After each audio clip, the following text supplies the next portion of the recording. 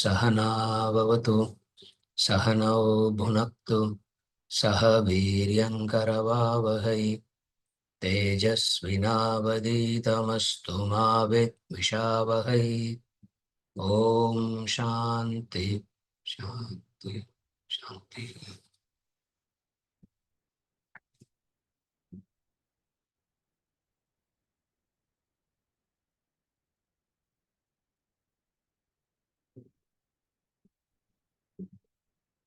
ये तु सर्वाणि कर्माणि मयि सन्न्यस्य मत्पराः अनन्येनैव योगेन मां ध्यायन्त उपासते तेषामहं समुद्धर्ता मृत्युसंसारसागरात् भवामि न चिरात् पार्थ मय्यावेशितचेतसाम् मय्येव मन आधत्स्व मयि बुद्धिं निवेशय निवसिष्यसि मय्येव अथ ऊर्ध्वं न संशयः।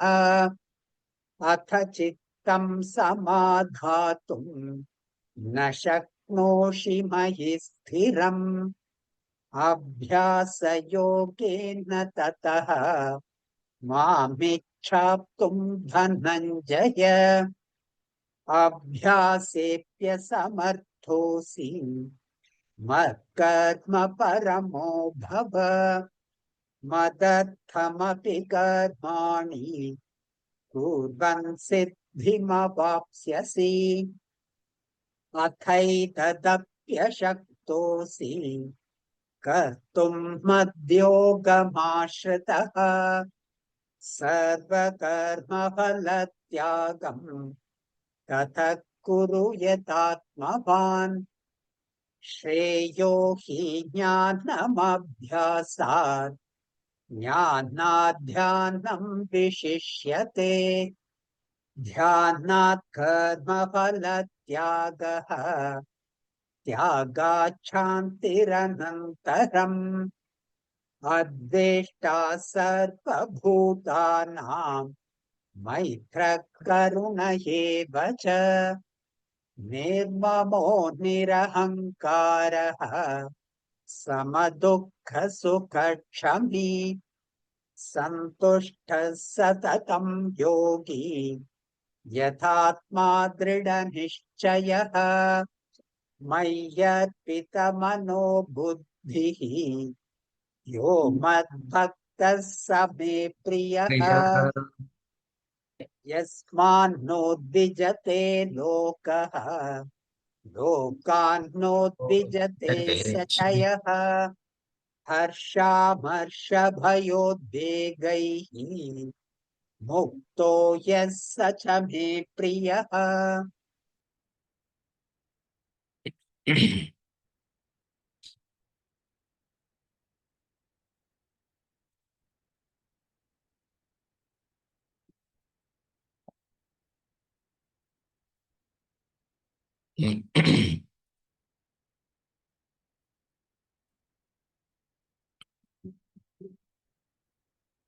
The progressive steps to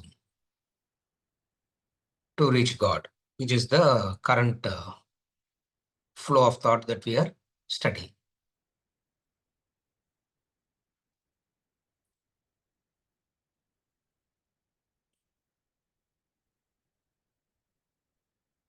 An important aspect of Bhakti Yoga that we need to understand is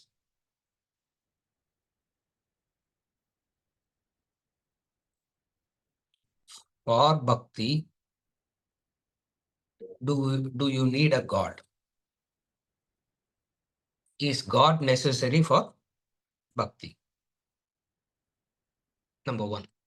Number two, do you have to create a God for Bhakti, or whatsoever is already present, you can use them for Bhakti?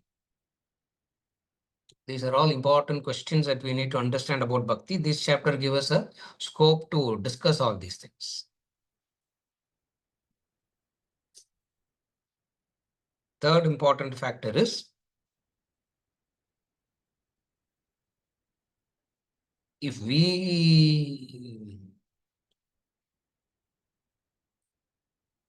have we created God or God created us? Another important aspect. All this needs to be clearly understood. If you say, I'm very clear that God created us, it means everything is God's creation.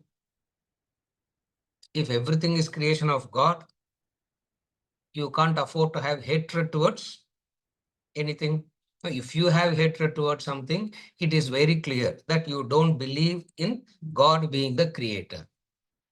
Step by step, he is taking us in the journey beautifully, step by step by step. So one of the biggest problems in bhakti that people have is, for bhakti, do you need a God? A God in the form, in the way that we have seen God.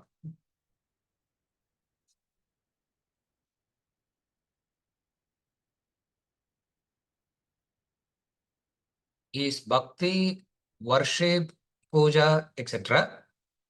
Or is bhakti circle of identification, love and service, gratitude? Or is it both? Is bhakti means, again I repeat, is bhakti means a circle of identification. That's all bhakti is all about. It's about love and service towards everything in creation. That's what bhakti is all about. Therefore, there is no need for a God to be planted at all in bhakti. Is one argument.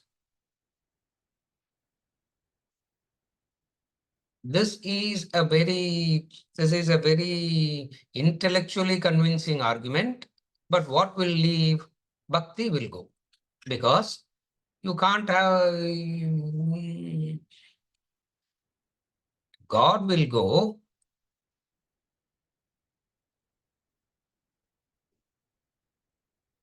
Your raga dvesha is not going. One of the easiest things in life is to dismiss God. The most difficult thing is to dismiss raga dvesha. Now, what do? We discuss about God so much and we don't discuss about raga dvesha at all, because raga dvesha has taken us right, natural. Is there a God? Is God with form or without form? God and all, with form and all, is human creation. That's why you find all gods have human faces. If we have 2 hands, gods will have 4 hands, 6 hands. If we have, and there are some God who are mixture also, half human, half animal. There are so, and all these gods is seen more as a culture rather than divine. So bhakti is either misunderstood as part of the culture. Culture is not bhakti. Culture is different. Bhakti is different. Therefore, what happens? The very understanding that we carry about bhakti itself requires a lot of clarity.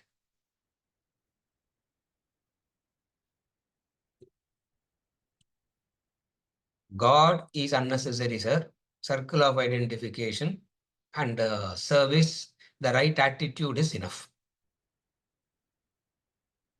The question is, the right attitude is enough. How do I develop the right attitude? By listening, you must have the right attitude.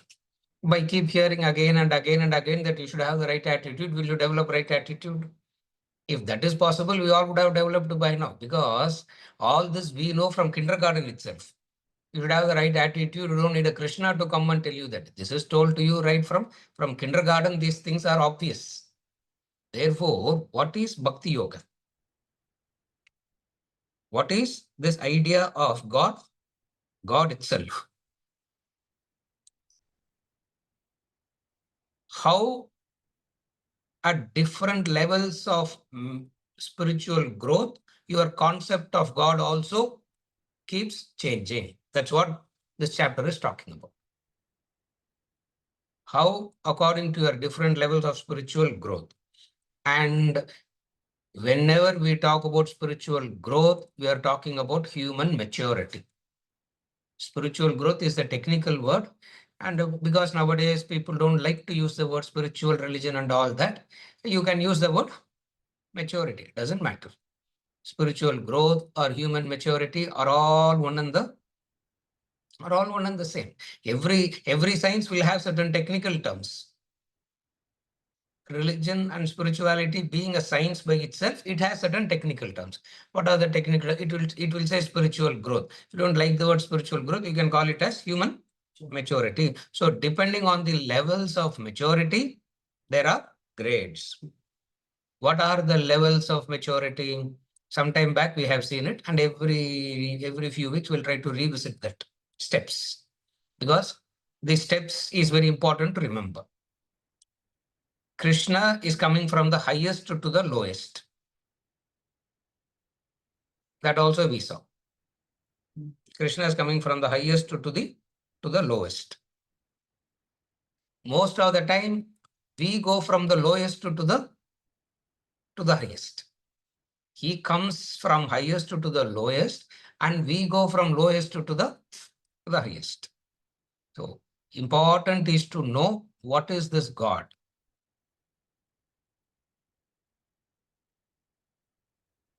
You have heard about God, so many things you have heard about God, which you feel like, where you feel like it's easy to say no God. The first thing that you have heard about God in the pure Advaitic Vedantic sense, what have you heard about God? Sakshi Chaitanyam. That's all God is. Petrol in the car. That is God. Sakshi Chaitanyam. It's called Sakshi Chaitanyam. It is witnessing and enlivening. Witnessing enlivener is God.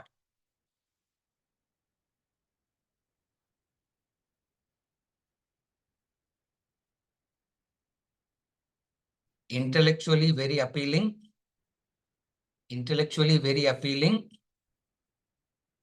Takes away all the meaning from karma and bhakti. Therefore, what happens to that person? If you hear this definition of God as witnessing enlivener and you are that, what is God? You have heard it any number of times. The highest. Because Krishna is coming from highest to the lowest, we will also follow the same step, and then we'll reverse it also. Up and down we'll go. So what is the highest? God is Sakshi, witnessing enlivener, petrol in the car. And you are that. This is God. And the purpose of life is to know that. And that witnessing enlivener, Sakshi Chaitanyam, is God, is your true self. Tat Tvam Asi. Tat Tvam Asi Shvetaketo. Upanishad.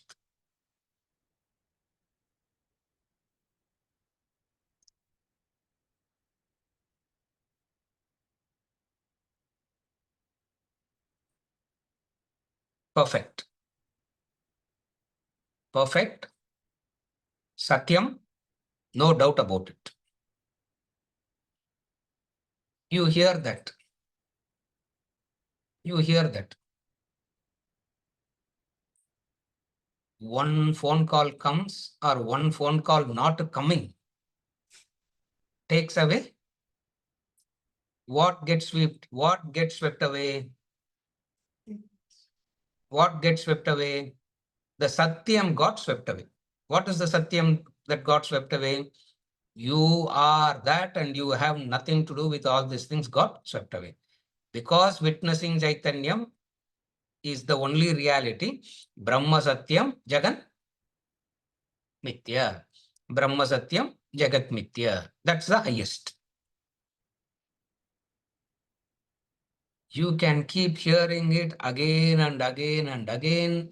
Impossible for a transformation to happen. Why? Because when you say you are that, what is this world? Jagan Mithya it is. What is this world? It's Mithya. And why pay much attention to the world that is Mithya? Why pay attention to that which doesn't have any substance, which doesn't have any basis, which doesn't have anything? Therefore, when the world becomes Mithya, the mind will no more have interest in what? The mind will not have any interest in what? It will not have any interest in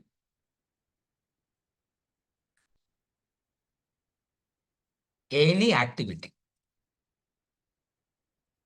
Because all activities are are redundant, useless, because it's Mithya. Krishna comes and says, does this knowledge ring any bell? Has this brought about an emotional, has this brought about a maturity in you? What is the test of maturity? The test of maturity is not what answer you give in the class.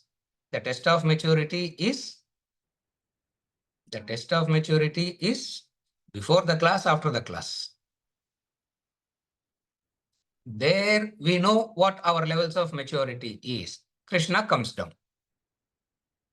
Krishna comes down. When you come down, you cannot come down in jnanam anymore. So you leave behind jnanam temporarily. Are you able to follow? When you come down, you have to leave that Brahma Satyam Jagat Mithya Sakshi Chaitanyam aside. Now, coming down implies what? Coming down implies you need to have a maturity to understand that. The question is, what do I do to develop that maturity? What do I do to develop that maturity? That's where karma bhakti practices will start. Jnanam will not be the priority anymore. Jnanam becomes the goal. Jnanam becomes the goal, and destination becomes important. The path becomes important. Goal. What is the goal? The jnanam. Tattvamasi Brahma Satyam Jagan Mithya becomes the goal. Then what? Then because that is not ringing any bell, that is not brought about any maturity, you come down. What do you come down to? Whatever will bring the maturity, that you will develop a clarity to appreciate Brahma Satyam Jagan Mithya. So a maturity is required to appreciate Brahma Satyam Jagan Mithya. Appreciating Brahma Satyam Jagat Mithya means accepted as Satyam. Accepted Brahma Satyam Jagat Mithya as Satyam is appreciating it. Appreciating doesn't mean, wow, beautiful, sir. Not appreciating means you are convinced about it. But then we don't find many getting convinced. Then Krishna comes down to say, okay, if you are not convinced, if you don't have that maturity, you have not lost anything, we'll do the preparation. What is the preparation?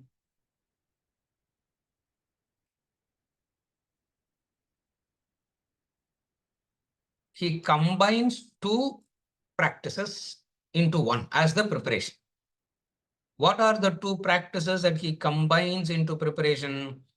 One is karma, what is called as karma yoga. Another is bhakti, also called as upasana. So karmopasana. That karmopasana is what is called as karma bhakti. And what is this bhakti? Very confusing it is. Because from one hand, that's why I started by saying, on the one hand, bhakti looks like God and everything associated with God. From another hand, bhakti looks like what God? Is there a God like that? There is no God like that. All that is needed is you being affectionate to everybody around. How can you be affectionate to everybody around unless you see them as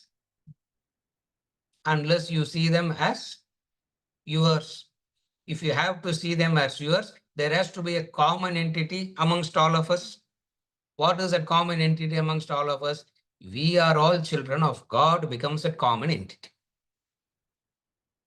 Just as family becomes a common entity, caste becomes a common entity, state becomes a common entity, country becomes a common entity, species becomes a common entity. The highest circle of identification that you have is that identity. We are all children of God. God is the creator and we are the created. Again, when we say God is the creator and created, another problem. When did God create? How did God create? Why God has to create, sir? As though you can go and have a conversation with God and ask why God has to create, sir? If he has not created, no problems we would have had, no? If he has not created, no problem. Therefore, who's the root cause of all the problems? The creator is the cause for all the problems, isn't it? Parents is the cause for all the problems. Everything we have, for everything, we have a source. Very, very, very clear. Who's the source of all the problems? So all problems is childhood trauma, sir. All human problems is childhood trauma. And who caused the childhood trauma? Who will cause childhood trauma? Because in childhood, who are you associating with? Father and mother. Therefore, they are responsible for problems. Huh? Krishna comes and says, don't take that route. I suggest another route. By following this route, many have attained. By following this route, Krishna says, by following the route that I'm prescribing, many have attained maturity. What is that path now?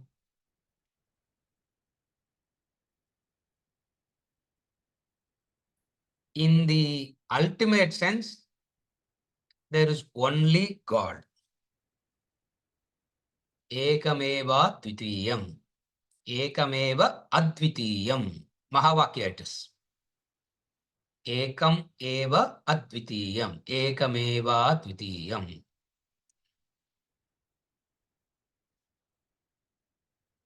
Rajinikanth put a dialogue madri irukudhu.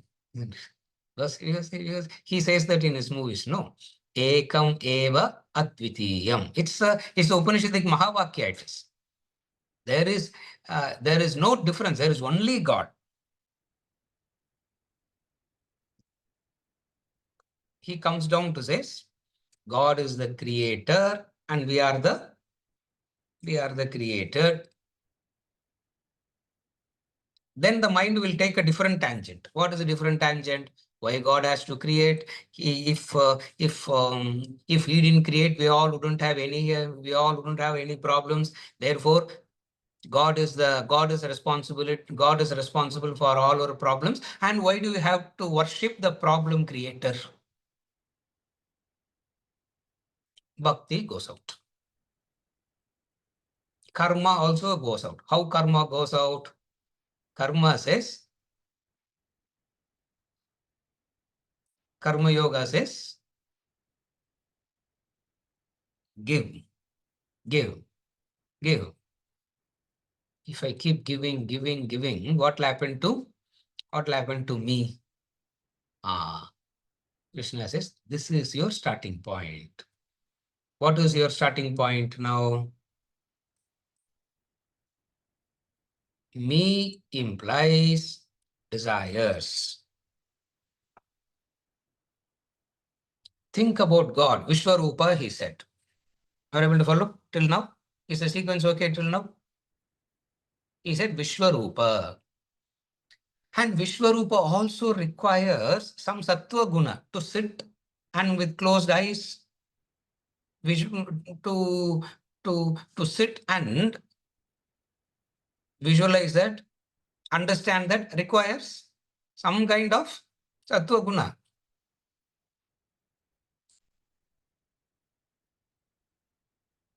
Even with the eyes open, thoughts are going at such a speed everywhere, sir. With the eyes closed, nothing is a moving. Now, the speed with which it goes outside. Then he says, from Vishwarupa, come down to Ekarup, come down to Ishtadevata. That's where we are studying. Come down to Ishtadevata. Now, Krishna doesn't use these words directly. We are understanding what he is saying. He never used this word Ishtadevata and all directly. Has he used this word directly? No. He has only used Vishwarupa and Vibhuti. If you can't do this, do this. If you can't do this, do this. If you can't do this, do this. Now it means what? He's coming down. When he comes down, the other things comes into play. What are the other things that comes into play? You should see Vishwarupa. And serving that Vishwarupa is Karma Yoga. You see everything as God. So you don't say, I am serving the world. You say, I am serving God. When you go to work, you will not say, I am going to work. You say, I am going to serve God through my work. When you sweep the house, you say, I am not cleaning the house. You will say, I am cleaning the house for everything becomes God. It means we have developed an affinity towards God. The problem is we don't have that affinity towards God. Why we don't have that affinity towards God? Kunti has told us very clearly. What? You will remember God only. Kunti said very clearly. Remembrance, Krishna. Krishna asked, what is the boon that you want? Kunti said, problems after problems. He said, why? Because if problem is not coming, I'm not remembering you. Yeah.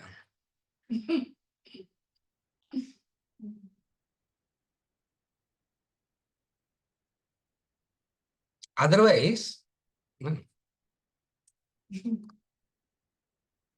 nobody goes to Krishna to say, thank you, Krishna, I'm having this problem, what to do now?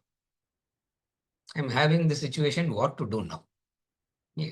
You will create a situation and you go to him for solution. He says, unnecessarily, you created a situation, you only should do with what will I do? Vishwarupa. Very difficult to have this Vishwarupa Upasana, which is Nishkama Karma, Nishkama Bhakti, which is very difficult.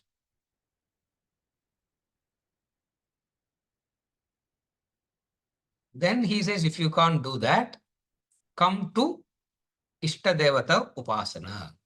Now, how do you develop that affinity to Ishtadevata? How do you develop affinity to Ishtadevata? There's a beautiful system of literature the Vedas have given us. What is that system of literature that has helped us to develop this Ishtadevata?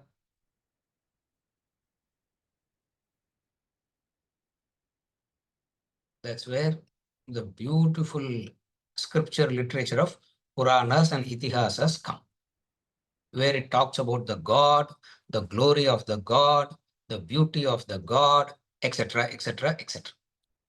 So by doing this repeatedly, and then having a form, you develop an affinity towards God first.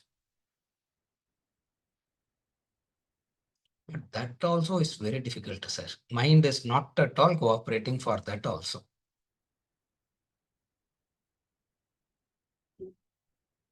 What do we do then? For that also mind is not cooperating, sir. What do we do then?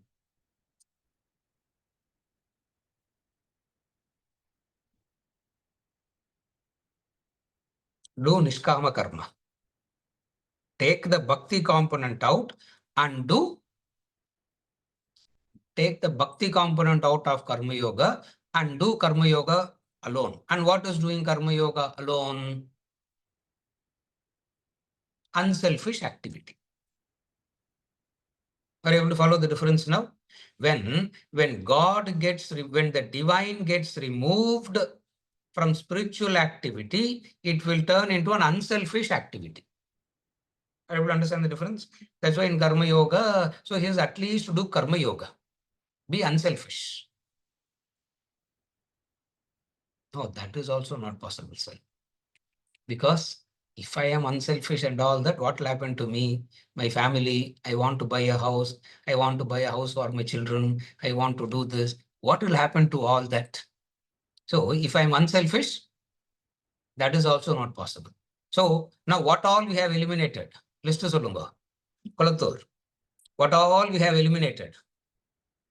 Sakshi Chaitanyam, Brahma Satyam, Jagan Mithya, out of syllabus.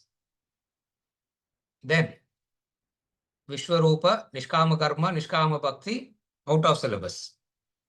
Then Ishta Devata Puja, worship, out of syllabus. Unselfish activity, as in Karma Yoga, out of syllabus.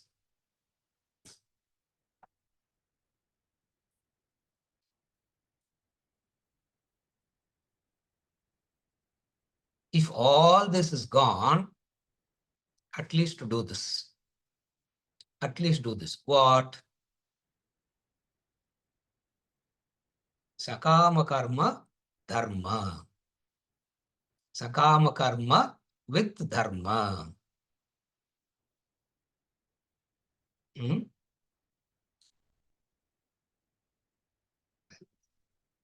Dharma and all is very difficult, sir. Sakama karma is okay. But why unnecessarily add the dharma to that sakama karma? For dharma and all doesn't work in practical life, sir. It's all nice to hear. It's all easy for Krishna to say. It's all easy for Ramana Maharshi to say. It's all easy for Shankaracharya to say. Why? Because he doesn't have monthly bills to pay. Because he doesn't have monthly bills to pay, not only he doesn't have any monthly bills to pay, he doesn't have any EMIs also to pay.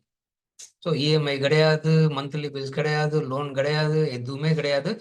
Happy. He can talk about Nishkama Karma, Ishta Devata, Eka Rupa, Vishwarupa, Brahma Satyam, Jagat Mithya, and all that.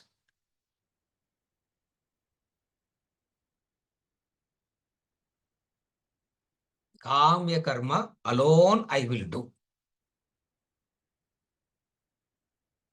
Now, teach me how not to get agitated and frustrated and avoid Naraka in Kamya Karma. அதுக்கு தான் நாங்கள் Vedanta class வரோம். We have not come to Vedanta class to sit and hear your Brahma Satyam, Jagat Mithya and all that. Kamya Karma I will do. And there are consequences to Kamya Karma. What are the consequences to Kamya Karma? Immediate consequence, worry, anxiety, sadness, depression. Immediate consequence. The future consequence, Naraka. Now, you are claiming you are wise. You are claiming you know everything about life. You are claiming you know everything. No. Because you claim that you are that, tell me one thing. What? Don't tell me be dharmic and all that. I don't want all that. Because being dharmic also I cannot do. Only thing I can do is what? Sakama karma. For that sakama karma, will God help? Then Ishta Devata and all becomes appealing. Sakama karma plus dharma is the starting point of maturity. The starting point of maturity is sakama karma plus dharma. The end point of maturity is ekameva advitiyam. Ekameva advitiyam. The kindergarten to the highest. You start with sakama karma plus dharma and go to ekameva advitiyam. Supposing if the person says, I can't do even dharma, what is the answer? What is the answer? Krishna says, don't worry. You are leaving, you are not giving me any option at all to help you out. And the only way that I can help you out at this point is what? If the person is refusing to sakama karma plus dharma, the only way to help that person out is by what? The person is not agreeing to sakama karma dharma also. What is the way to help him out? Krishna says, don't worry, I will not leave you behind. I will not say I have nothing to do with you. I will help you still. I will still help you because my job is to help. The job of the scorpion is to sting. The job of Ram Krishna is to save. Therefore, God says, how much ever you keep escaping, I will keep helping you. But the last part of helping, you will not like. If you refuse akama karma dharma, I will still help you, but the way that I help you, you will not like. What is the way that I will help you that you will not like?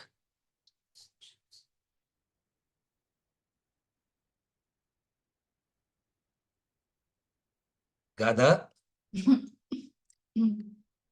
Vishnu says, Gada Chakra.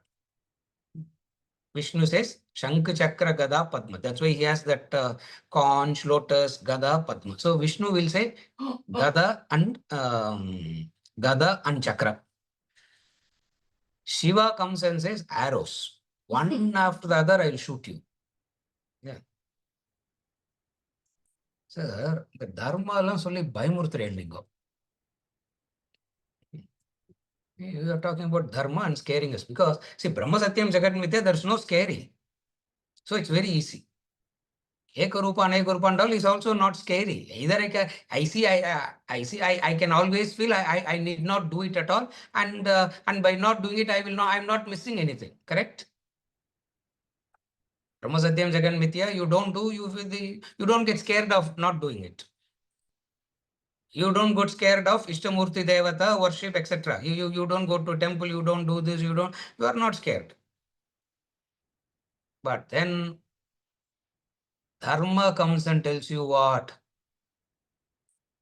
I am the Adhara for everything that you are going to build up.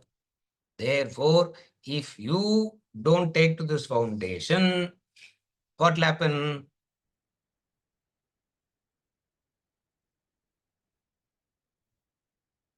That's why Dharma is very scary. Kolatur. Brahma, he will say, you are scaring us, sir. Instead of teaching, inga Bhayamurtri class lo ukkandundu. Instead of teaching, you are scaring us, he's complaining. Srikanth, சொன்னார்ல அவரு?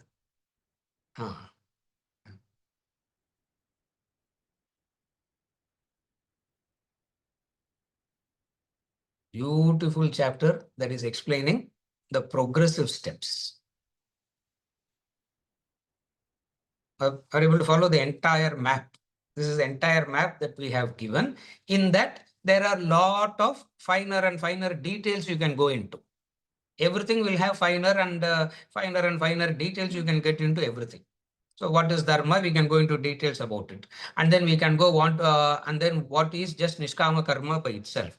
And then we say nishkama karma plus God. And then we can say nishkama karma plus God as in Vishwarupa. And then that nishkama karma and God as in Vishwarupa, the preparation is complete. Bodhonya sadhane yogi sakshan mokshaika sadhanam. All the anya sadhana of karma, bhakti, etc. and all has reached you to that point. And then you can get into what? You can get into Vedanta Vichara. What is Vedanta Vichara? I am not having doubt about God. I am not coming and asking you, is there God? All that will be done at the earlier stages itself. When you come to Vedanta Vichara, a few things are established already. What are the few things that is established already when you come to Vedanta Vichara? Number one, there is Dharma, there is law of karma. It's very clearly understood. Number two, there is God. There's no doubt about it. That's clearly understood. Then what is Vicharam at the Vedanta Vichara? Nitya Nitya Viveka Vicharam. God is Nityam, everything else is Anityam. God is Nityam, everything else is Anityam. It comes to that inquiry. Number 2, what is the relationship between me and God? That is Vichara. That is the direct paths to, that is the direct path to liberation. Are you okay till now? With this background of the entire spiritual mapping, wherever we get a chance, we will go on repeating it again and again and again. Why? Because it's very important to understand where we are, at what level we are in. The intelligent intellectual appreciation of Brahma Satyam, Jagan Mithya, and Ishta Devata and all is superstition. There is no that, there is no this. All this, a person should be able to afford to say all that. Not because somebody is saying it, you are hearing it clapping. You should be matured enough to say that. If you are not matured enough to say that, get into that maturity. How do you get into that maturity? Integrated practices of Ishtadevata Upasana, Karma, Dharma. Are you able to follow? The integrated practices of Ishtadevata Upasana. Yes. Now, how do you understand how do you develop that Ishtadevata? That is why we said Vishwarupa is chapter 11. Aneka Rupa is Vibhuti Yoga chapter 10. Ishtadevata is one step below that, which is the progressive steps implies that. The progressive steps implies it. Are you okay till now? Carefully follow. In every preparatory step, there is a danger. Carefully follow. In every preparatory step, there is a danger. There is a pitfall. Third time I'm repeating. In all preparatory steps, there is a danger, there is a pitfall, there is a possibility of a fall. Because there is a possibility of a fall, because it has its own limitation, what people do, this is what is called mere intelligent. It just intellect, it is just intellection for nothing. What is it? Ridicule the practices and eliminating the practices. Because there is a danger of fall in that, we stop, we exaggerating the possibility of the fall. What people started doing? They stopped it. Are you able to understand the fallacy in this argument? What is a fallacy in this type of thinking? The fallacy in this type of thinking is this. When you start exercising, there is a possibility of hurting yourself and damaging yourself. When you go to exercise, you hurt yourself, you damage yourself, because you go to exercises to become strong, and the very exercises itself can make you bedridden for 2 weeks, 3 weeks. Therefore, what is the conclusion? What is the conclusion? Stop exercising. Does it make sense? There is a fall. There is, in every preparatory discipline, there is a limitation, and then there is a possibility of the fall. What are the possible falls? The possible falls are fanaticism is a fall, is a possibility. Fanaticism is a possibility.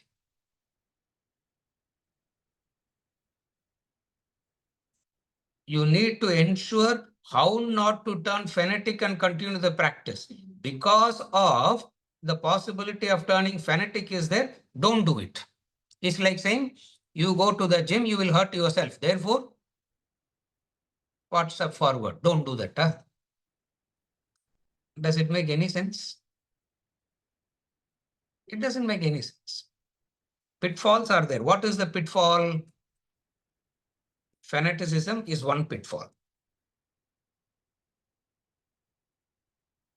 Second pitfall is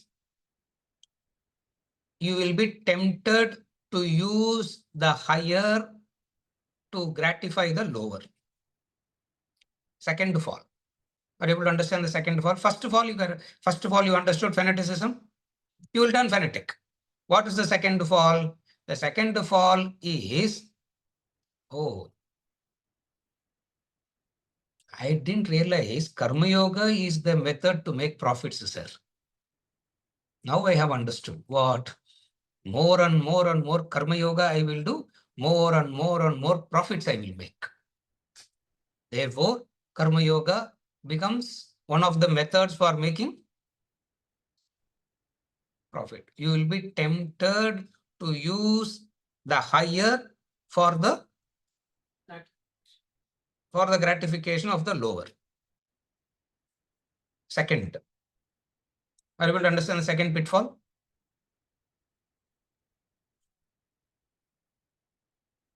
When they are giving these practices, because they are calling it as progressive steps, there is a built-in warning that you should not get into it.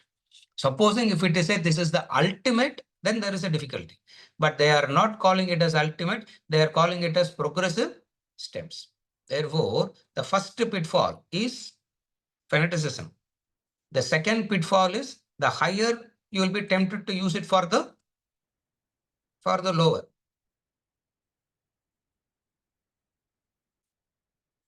What is temptations to use the higher for the lower? I gave the example. You follow this principle, it is guaranteed, he says. Guaranteed. Bhagavad Gita to make profits. I'm not saying profit making is wrong. There are other methods by which you need to do. What is other methods? You don't do Karma Yoga for profit. You do Dharma for profit. You make profit dharmically. Are you able to follow? What is the second pitfall? The second pitfall is this. The third pitfall is blind faith, superstitious beliefs, mechanical rituals. So fanaticism is one pitfall. You will be tempted to use the higher for the lower is another pitfall. The third one is blind faith, superstitious, mechanical rituals. The last pitfall is conditioning. When I say last means it doesn't happen step by step. It can be a mixture of everything. And the last pitfall is conditioning. Therefore, you find some master will be highlighting the conditioning and removing the conditioning. Some spiritual master will be focusing on that.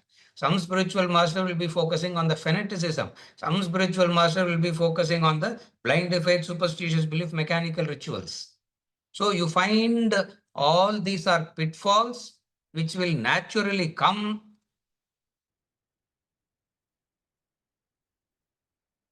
You need to ensure not to fall. How will you ensure not to fall? Because it is told to you very clearly that it's a progressive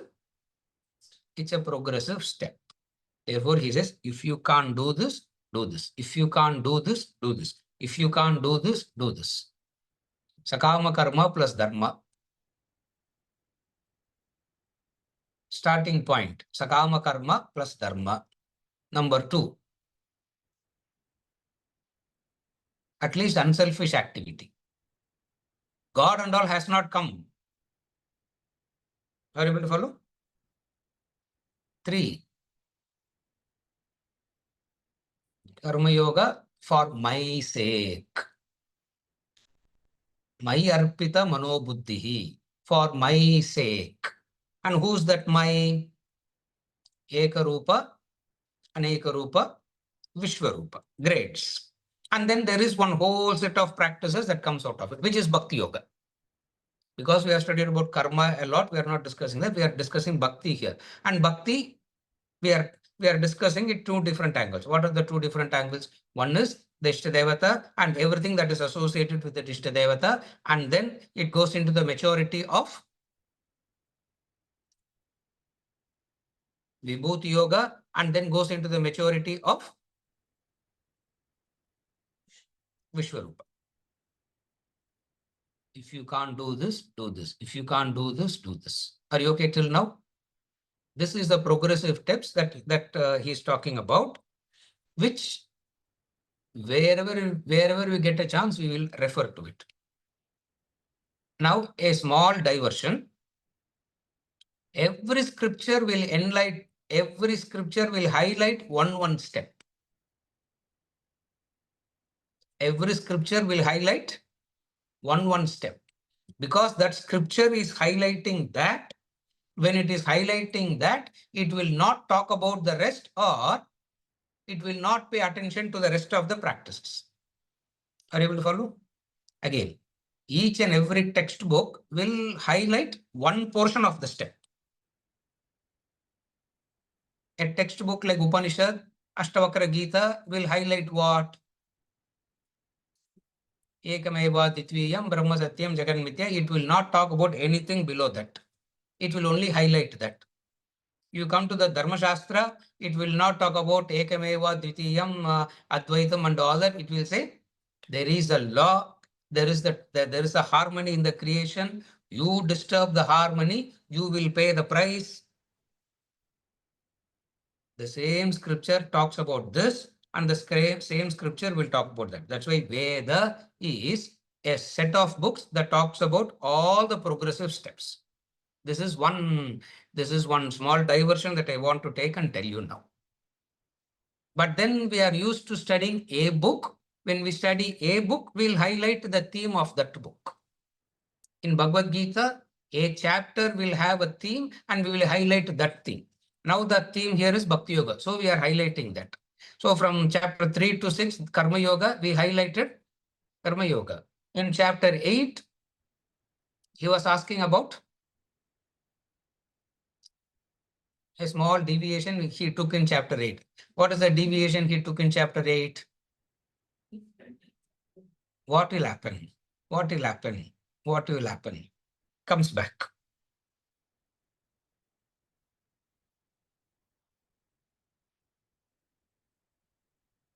Thirteenth chapter, Kshetragya, Kshetra, Kshetragya. Beautiful distinction. From chapter 14 till chapter 18, Dharma. From chapter 14 till chapter 18, he will talk about only Dharma. And when he is talking about Dharma, in chapter 15, he doesn't want to get loose of the, he doesn't want us to lose sight of the ultimate goal. Therefore, in chapter 15, in 2 verses, he will talk about Kshara, Akshara, Uttama Purusha. So Bhagavad Gita itself is a text that talks about progressive steps right through. That's why we say Brahma Vidyayam Yoga Shastre. Upanishad is Brahma Vidya. Some other books is Yoga Shastra. Bhagavad Gita combines both. Brahma Vidyayam Yoga Shastre. Yoga Shastra means that which talks about the preparatory steps. Sakama Karma plus Dharma. And then from Sakama Karma, move to Nishkama Karma. And then Nishkama Karma, for Nishkama Karma, you add God. And when you add God in three stages. And when you are adding God in 3 stages, what will happen? your relationship with the world will become better and better and better. Adveshta sarva bhutanam, etc. Then Nishkama karma, Nishkama bhakti, preparation is over. The Nishkama karma, Nishkama bhakti preparation, which the technical term for it is karmopasana, will mature you to Vedanta Vicharam. This is the progressive steps. Now, if you can't do Vichara, verse number 8 we studied, correct? Verse number 8. If you can't do that ultimate Vicharam and all that, fix your mind on me alone. Place your intellect in me. Ata urdhvam na samshayaha. The highest step he is talking about. If you can't do that, he will say, come down to the next step. What is that next step? Verse number 9 padingo. Atta chittam samadhatum na shaknoti mahisthiram abhyasa yogena tataha mamikshaptum dhananjaya. Atta chittam samadhatum na shaknoti mahisthiram abhyasa yogena tataha mamikshaptum dhananjaya. If you are unable to fix your mind steadily on me, then seek to reach me by Abhyasa Yoga, O Dhananjaya. If you are not able to do what is said in verse number 8, if you are unable to fix your mind steadily on me, then seek to reach me by Abhyasa Yoga, O Dhananjaya. Here, so many technical terms he will introduce. Beautiful technical terms he will introduce. What is this Abhyasa Yoga? First thing is very clear. What is that very clear now?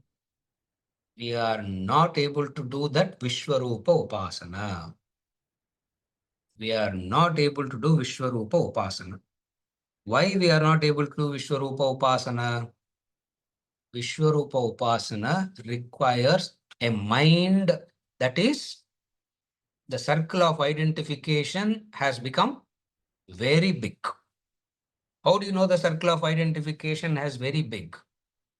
It means the mind has matured to an extent where the entire creation is seen as God. If you see the entire creation as God, you cannot have raga and dvesha. No raga dvesha. Now what does it mean? Rahul Gandhi and Narendra Modi, sir. Vishwarupa Upasana will have no time for all these things. Is it Modi or Rahul Gandhi?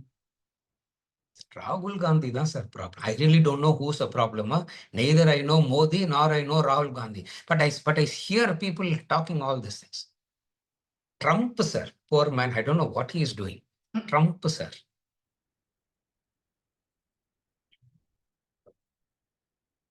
Vishwarupa Upasana is very difficult. Vishwarupa Bhakti is very difficult. Why? Because you can't have Raga Dvesha and to do Vishwarupa Bhakti also. Both doesn't go together. Why it is difficult? Because you can't have Raga Dvesha. If you can't have Raga Dvesha means you cannot complain about anything anymore. You cannot complain about anything anymore.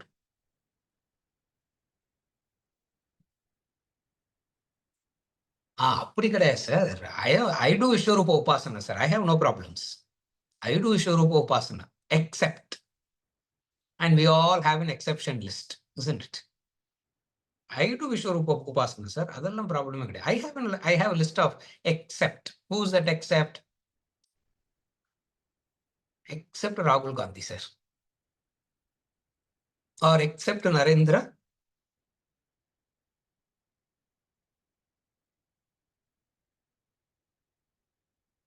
See, you talk to somebody, they will convince you how Narendra Modi is the best creation ever that has happened.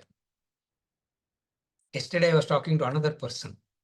In 45 minutes, he convinced me that how he is the worst thing that has happened in the creation. Vishwarupa Upasana will tell you what? Vishwarupa Upasana. 2 days before you get convinced about Narendra Modi, you will immediately want to forward everything, isn't it? And yesterday you heard about that, you want to forward that also. Vishwarupa Upasana is very difficult. Why?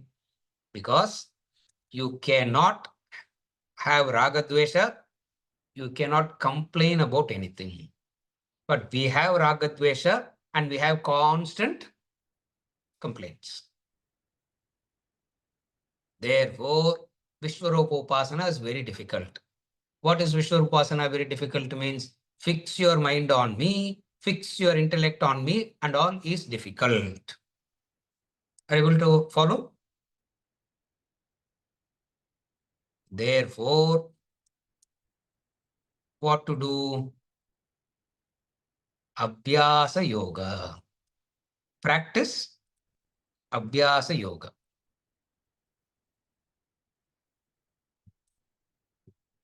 Now we have to discuss what is this Abhyasa Yoga? What is this Abhyasa Yoga means?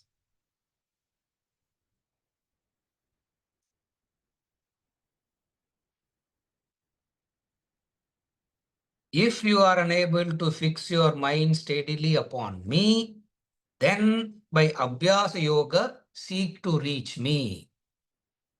இந்த ரெண்டு மீயும் ஒன்னா, இந்த ரெண்டு மீயும் வேற வேறையா. If you can't fix your mind steadily upon me, then by the yoga of practices, seek to reach me. Does the word, he has used the word me twice. Is the meaning the same for both? If it is the same for both, then it will be a problem. Because he's not helping you in any way. Because you can't do that already. It means what? The Abhyasa Yoga to reach me, the me here has a different meaning. That's how we study. That's how we interpret. Ram Subramaniam, புரியுதா? ரெண்டு வார்த்தை is using the word me, me. How can it be the same? It is not the same. Because if it is the same, then the previous verse would have been possible. Then why do you have to say, if you can't do that, come here? It means what? The me is not rightly understood there. Therefore, shift your understanding about me and do a different practice. Are you okay, Saumitra? Does it make any sense? If you can't shift the meaning of me so that you can do a different practice, what is the meaning of me that you shift? From Vishwarupa, you shift it to Ishtadevata Ekarupa. And continuously Abhyasa. Remember me. Remember me.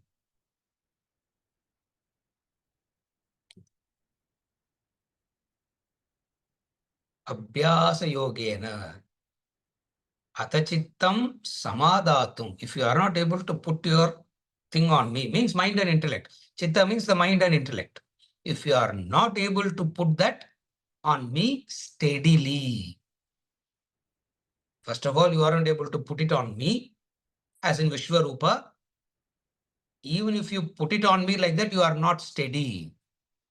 Therefore, move. What is to move? Then. Tataha, then means something else. What is something else? The me also becomes different. The practice also becomes different. Now, first we define what is the me here. The me here refers to an Ishta Devata. That's why we keep saying every spiritual master will have an Ishtadevata. Enlightened also, that Ishtadevata will be there. Why that Ishtadevata? Because that's a very good starting point that they have had, which helped them. That's the Ishtadevata. And what is that Ishtadevata? Where do you get to know about Ishtadevata? You go to Upanishad. Upanishad will teach you Brahma Satyam, Jagat Mithya, Ekam Eva Dvitiyam, Tattvamasi. Vishwarupa Darshana. What is Vishwarupa? You can get Vibhuti Yoga and Vishwarupa Darshana Yoga in Bhagavad Gita. Seek me. Now, where do you go to get that Ishtadevata me? Where do you go to get that? Where would you find all that? That's where somewhere in between I just mentioned it. Purana and Itihasa. That's why the first thing that is done in childhood is what? Purana Shravana. Not Vedanta Shravana. Purana Shravana. Purana Shravana means listening to the stories. And by, you develop an affinity to. 99.9% of the time when you come to teenage, these stories will look absurd. You will dismiss all that. And for the rest of the lifetime, you will not come back to it. At the most, you will like to watch it as a movie. That's about it. You will hear it when you are a child. And when you get into teenage, it will start looking very absurd, foolish, superstitious, blind faith. You will dismiss it, never ever to come back to it. That's why at that level itself, this knowledge is very important. Are you able to follow? So, where do you get this Ishtadevata?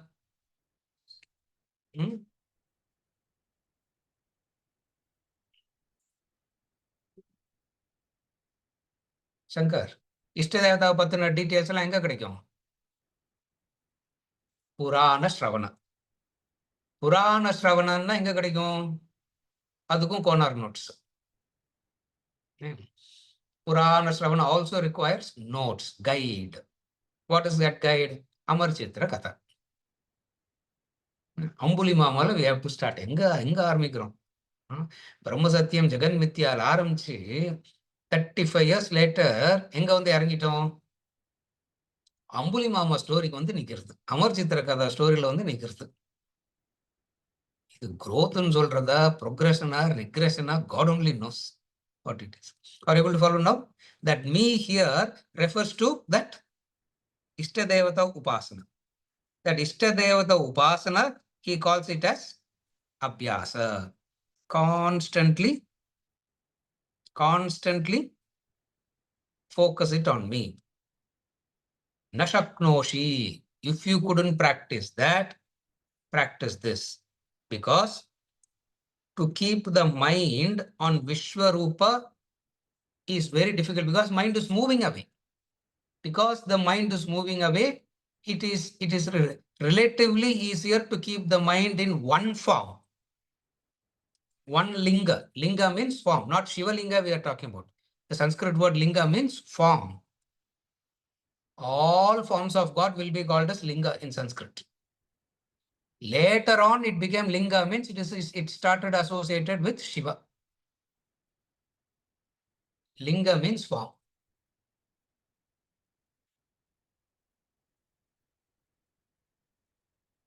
And when you give a form, that form should be attractive to the mind.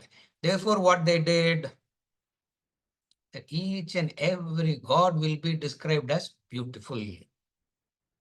They will be described as beautiful.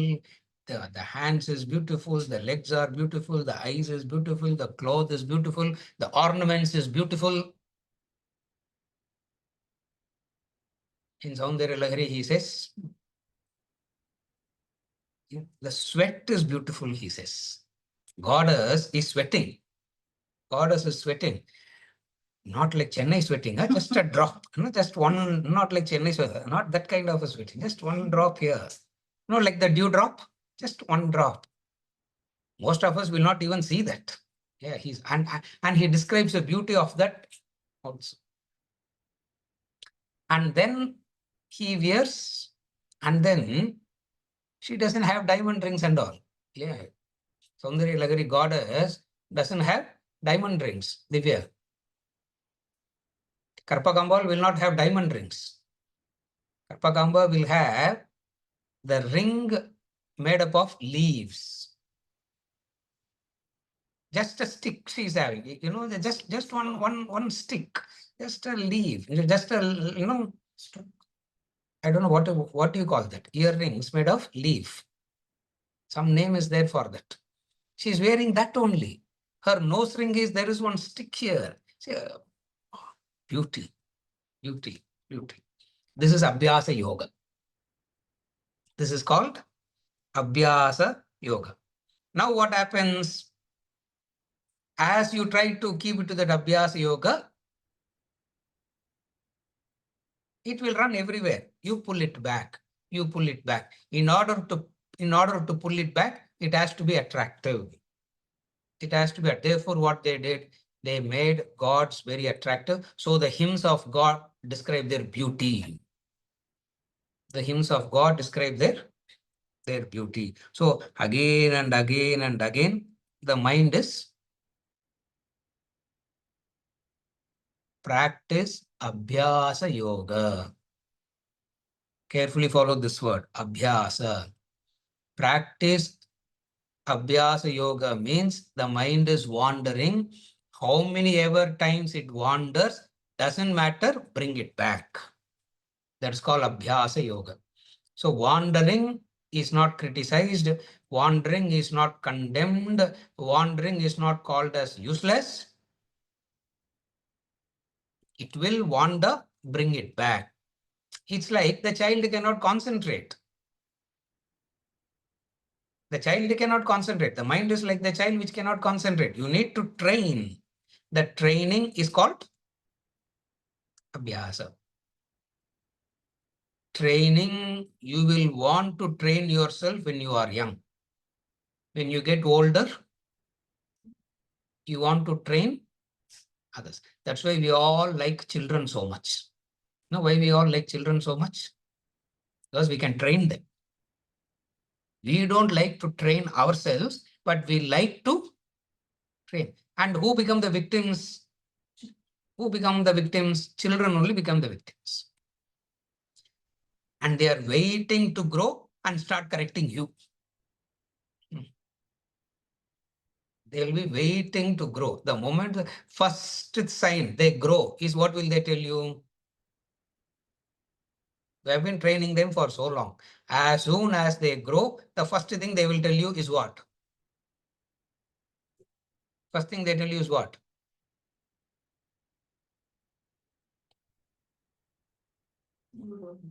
You don't know. Keep quiet. You don't know. You don't understand. You don't. And the truth is, you don't know, you don't understand. That's the truth also. Abhyasa Yoga. Abhyasa Yoga is very important. Yeah. Abhyasa Yoga is very. Now, therefore, you find all the beautiful hymns and bhakti traditions, etc., has come out of this Abhyasa Yoga. In order to help you to do this Abhyasa, lot of this came about. What does it came about?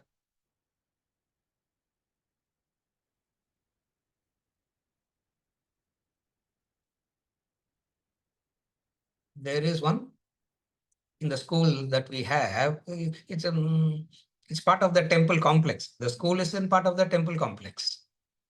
Yeah. There, it's Rama. The deity there is Rama. He's a Kodandapani Rama. He stands with that. He stands with, he stands like that. Not that Kalyana Rama. Not that Rama. Stands with that Kodanda he is. Somebody gets impressed and inspired by that. Somebody gets. Therefore, important thing is what?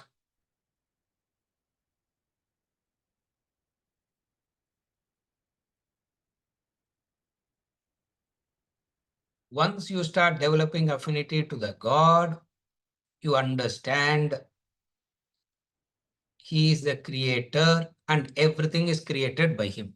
Therefore, by and by what happens? You start seeing everybody around you as created by him. Therefore, you say, I will not hate. Adveshta sarvabhutanam. Verse number 13. Verse number 12 or 13. Adveshta sarvabhutanam. He starts. Because everybody becomes the children of Kotandapani. Everybody becomes the children of Saundarya, goddess. Everybody becomes the children of that. Therefore, what happens? Maybe Christ, maybe Muhammad, doesn't matter. What goes out? Hatred. When hatred goes out, divisions and demarcations is gone. Maturity is developing.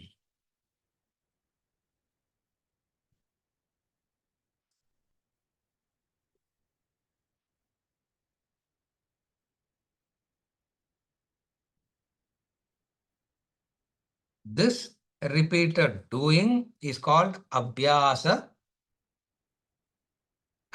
Yoga. But then what is the pitfall here? What is the pitfall here? You will develop an attachment to a deity and you will become fanatic to that and restrict God only to that and refuse to grow beyond that. That's the pitfall here. That's the pitfall here, which we will have to worry only after doing that.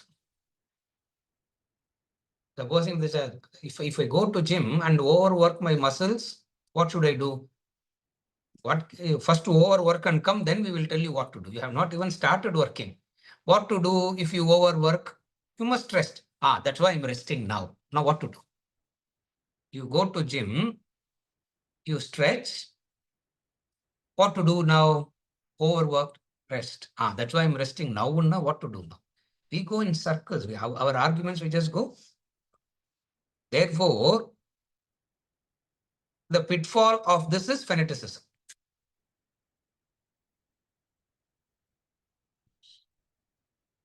Where I lived in the city, in Mylapore, there is a where I lived in the city, there are two temples, two Vishnu temples.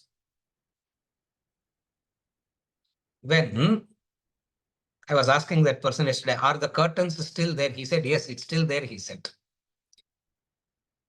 So funny, huh? Both are Vishnu, Saumitra, both are Vishnu. When God comes out of one Vishnu temple, this temple will close the curtains. They will close the curtains. Why? Because that God, that's not God. I don't know who it is, that Vishnu.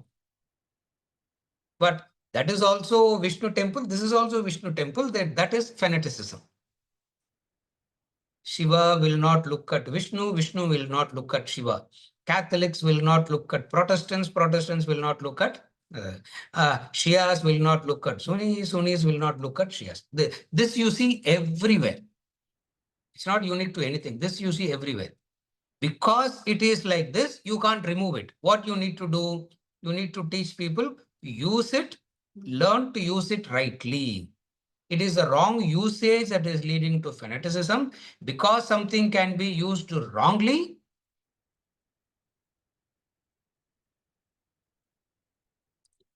don't discard it, because there is something that is very meaningful in it and you lose that also. What is that? Ekarupa worship you need to do. Abhyasa yoga you need to do. Pitfalls will be there. Be aware of the pitfall and not to fall into that. That much is important. There is a clarification. We'll take that up when we conclude. We'll continue with this verse next week. Yes. Clarification, Surma.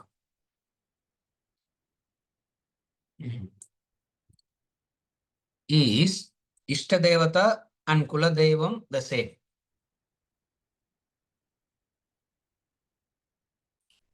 A very beautiful concepts, the Kuladevam and the Ishtadevata. Ishtadevata means you choose. You choose. You have a choice. Ishta means you can choose. In Kuladevam, there is no choice. You are born into that. You must worship that. Again, there is no Kuladevam choice. In Ishtadevata, there is choice. Therefore, Kuladevam you need to worship. Whether you like it or not, you must go there, do your worship. It's a discipline. But mind will not cooperate with it because there is no affinity to it. Why there is no affinity to it? You would have born and brought up in a different town. Your Kuladevam will be in a different town where you don't even know, where you don't have any connection whatsoever there. Now, what affinity you will have there? But still you must go and do it. It's a discipline. So bhakti has one aspect of it is discipline. Another aspect of it is a freedom. So Kuladaivam becomes the discipline part of bhakti. Ishtadaivam becomes the Ishtadaivam becomes the freedom part of the bhakti. So freedom and discipline together is Ishtadaiva and Kuladaiva. Rarely for a few, both gets combined into one. Rarely for a few, both will get combined into one. Who are they? Those who would have lived in the same town, in the same village, from childhood going there, would have developed an affinity. Are you able to follow? Who asked this question? Rajkumar. Raj. Are you okay? That's the difference. But it is very important. Why the Kuladaivam is very important? That worshipping Kuladaiva becomes, I'll explain later. I'm going to explain all this. That worshipping Kuladaiva becomes part of the Panchamahayajna Pitru. Worshipping Kuladaiva is part of the Pitru Yajna. See, we think Pitru Yajna means doing a death ceremony. No. Ancestral ceremonies, no. Pitru Yajna means worshipping the Kuladaiva is also part of the Pitru Yajna. Why? Because your ancestors have been worshipping there and that God has been blessing you and your ancestors till now. Therefore, you show gratitude there. So Kuladaiva worship is part of the Pitru worship. You follow?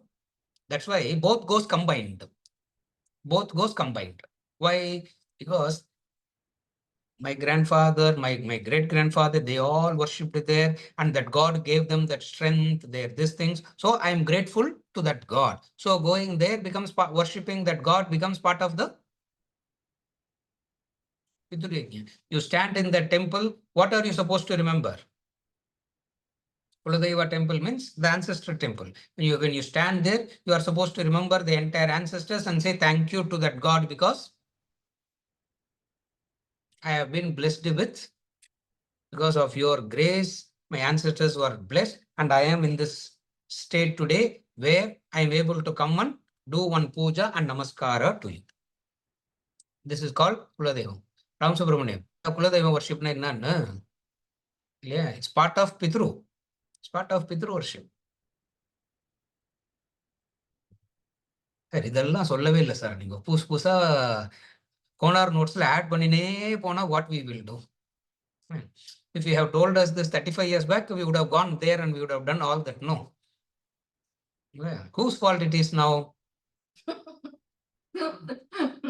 Your fault only, sir. Is there any other clarification? Yes. Ram Subramaniam. In this verse, the reference keeping the mind steadily on me, is it the same as having Ananya Chinta? Yes.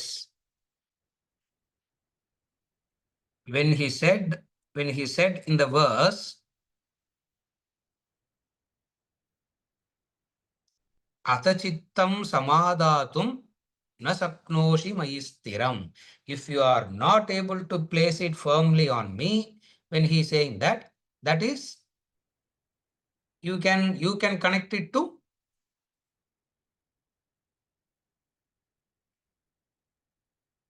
Ananya Chintayanto Mam Ejana Paryupasate. You can connect it to that. So verse number 8 is Ananya Chinta.